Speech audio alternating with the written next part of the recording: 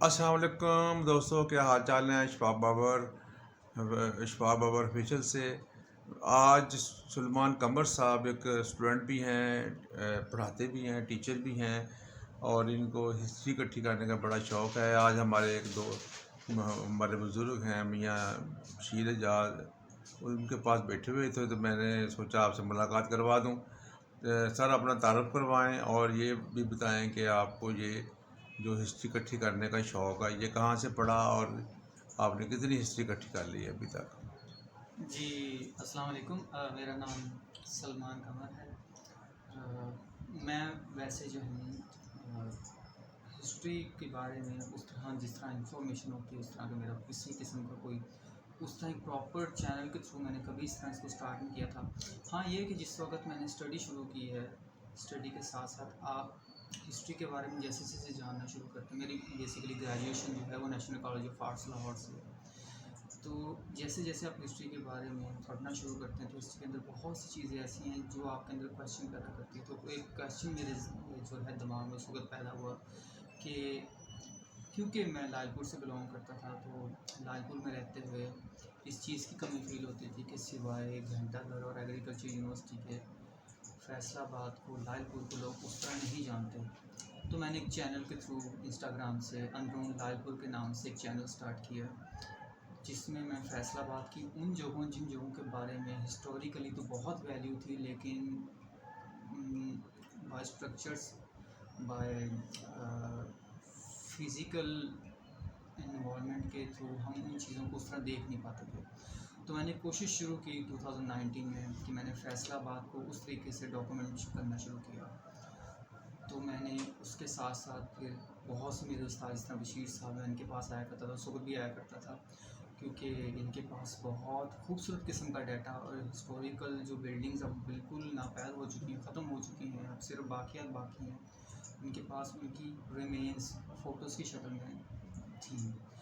तो एक इन्होंने मेरे अंदर वो वाली चीज़ पैदा की कि एक टाइम आएगा जिस वक्त ये भी ख़त्म हो जाएंगे, उस वक्त आप कहेंगे कि अब क्या है हमारे पास, तो एक फ़ोटोग्राफ से आपके पास ये ज़िंदा रहेंगी। तो एक इनकी वो जो मोटिवेशनल कुछ वर्ड्स हैं, उन्होंने मुझे पुश किया कि हाँ कुछ होना चाहिए। तो मैंने उन चीज़ों को फिर आहिस्ता से डॉक्यूमेंट करना शुरू किया। लालपुर से होते तो मैं लालपुर के इर्द गिर्द छोटे मोटे शहर हैं इनको डॉक्यूमेंट करना शुरू किया। इसी के साथ मुख्तलिफ चीज़ें चलती रही। मैं उसके बाद ग्रेजुएशन के बाद Faisalabad national college of art से ग्रेजुएट होने के बाद यहाँ जीसी यूनिवर्सिटी में एज ए लेक्चरर पढ़ाता रहा हूँ। 1.5 साल मैंने यहाँ पर फ़ाइन आर्ट्स के शोबे में जो है वो 1.5 साल यहाँ पे लेक्चरर के तौर पे जॉब की है। उसके बाद मैं नेशनल कॉलेज ऑफ आर्ट्स में दोबारा मास्टर्स के लिए चला गया। तो बहुत सी चीज़ें जो मैंने इस अपनी फील्ड से रिलेटेड सीखी हैं कि हिस्ट्री जो है वो किस किस तरह हमारी ग्रोथ, हमारी जो है नस नस के अंदर अटैच है, लेकिन हम उसको इतनी वैल्यू नहीं दे रहे। तो एक कोशिश शुरू की मैंने कि किस किस तरह हम आर्ट के थ्रू, क्योंकि आर्टिस्ट जो है वो हर विजुअल को बहुत अलग तरीके से देखता है। तो मेरे नज़दीक जो है हिस्ट्री को जांचने और हिस्टोरिकल बिल्डिंग्स को समझने और किस तरह वो हमारे साथ हमारे आबाओ अजदाद से लेकर अब तक का जो उन्होंने सफ़र किया है हमारा, अपने उसके साथ हम किस तरह कनेक्टेड हैं। तो ये कोशिश शुरू की है। तो ये कोशिश कहाँ तक जारी रहेगी इसके बारे में हम सिर्फ कह सकते हैं, लेकिन आप समझते हैं आज का नौजवान उसको अपने खाने के लाले पड़े हुए हैं, रोटी रोज़ी के चक्कर में पड़ा हुआ है। ये इस तरह के कामों में बहुत कम नौजवान निकलते हैं कि हम हिस्ट्री को ढूंढें या फिर अपने बाक़ियात को ढूंढें या फिर अपने माजी को या मुस्तकबिल को। ऐसे अगर माजी को नहीं बनाएगा तो मुस्तकबिल नहीं बनेगा ना आपका। ठीक है ना। अच्छा, आपकी इसी बात से मुझे मेरे नेशनल कॉलेज ऑफ आर्ट्स के एक उस्ताद थे सर तलहा। तो मैंने अपनी लाइफ में अगर किसी उस्ताद से कुछ ऐसी बातें जिन्होंने मुझे अंदर से पुश किया है कि हिस्ट्री एक चीज़ है, हिस्ट्री वो चीज़ है कि जब तक हिस्ट्री का नहीं पता, आपको ये नहीं पता कि आप राई हो, आप गुज्जर हो, आप शेख हो, आप क्या हो, जब तक आपको हिस्ट्री का नहीं पता, आपको नहीं पता कि आपको पाओ अजदाद आए कहाँ से, उनकी लैंग्वेज क्या थी, उनके पहनावे क्या थे, उनके खुराकें क्या थी, उनके जो उनके स्ट्रक्चर्स थे वो क्या थे। तो उन्होंने हमें एक छोटा सा क्वेश्चन दिया था कि आपके नज़दीक आइडेंटिटी क्या है।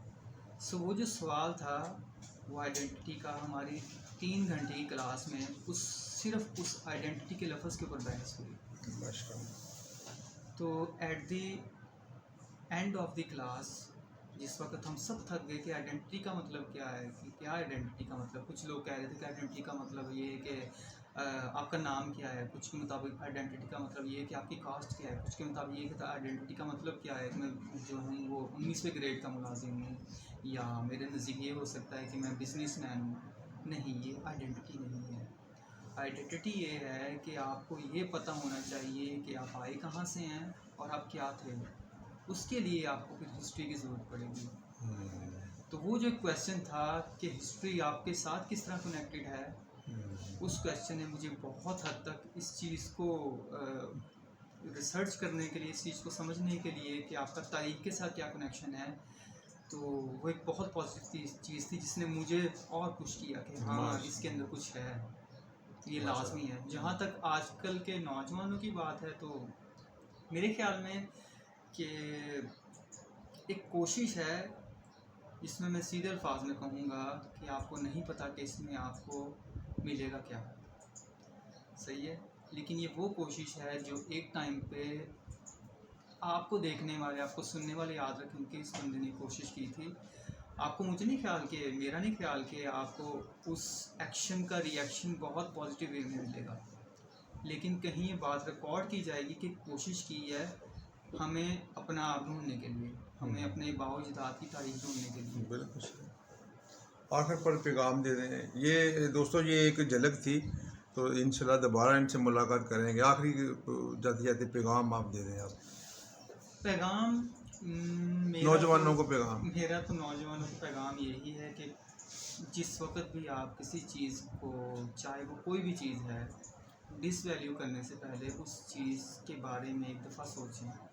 आप जिस जगह पल रहे हैं, जिनके साथ रह रहे हैं, जिस घर में रह रहे हैं, जिस इलाके में रह रहे हैं, जब तक आपको उसका नहीं पता तो मैं ये समझूंगा कि आपको अपना नहीं पता। वाह वाह, बहुत अच्छा। तो मेरे ख्याल में अपने आप को समझने के लिए, अपने आप को अंदर से जानने के लिए आपको अपनी तारीख का पता होना चाहिए। बहुत शुक्रिया जी, आपका बहुत मेहरबानी। और दोस्तों इंशाल्लाह कल फिर मुलाकात होगी। बहुत शुक्रिया, बहुत मेहरबानी। अल्लाह हाफ़िज़।